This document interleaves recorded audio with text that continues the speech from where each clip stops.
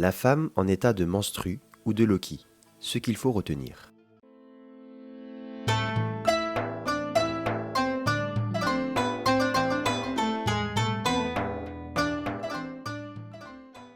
L'écoulement du sang des menstrues et des Loki oblige la femme à ne pas accomplir son jeûne et à le rattraper plus tard.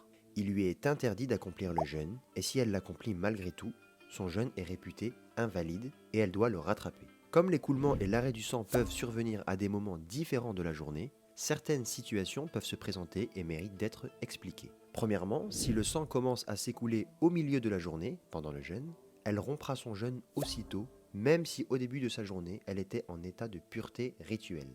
Deuxièmement, si le sang cesse de s'écouler avant l'aube, la femme doit jeûner le jour suivant, même si elle n'a pas fait ses grandes ablutions avant l'aube, car la pureté rituelle n'est pas une condition du jeûne. Troisièmement, si le sang cesse de s'écouler après l'aube, c'est-à-dire pendant la journée du jeûne, la femme ne doit pas accomplir le jeûne, même si elle fait ses grandes ablutions dans la journée avant que celle-ci se termine.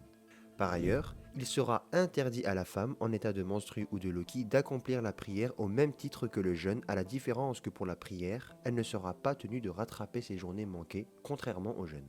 En revanche, la femme en état de menstru ou de Loki peut tout à fait lire le Coran sans pour autant le toucher, et ce, en utilisant d'autres moyens plus courants de nos jours comme les applications smartphone.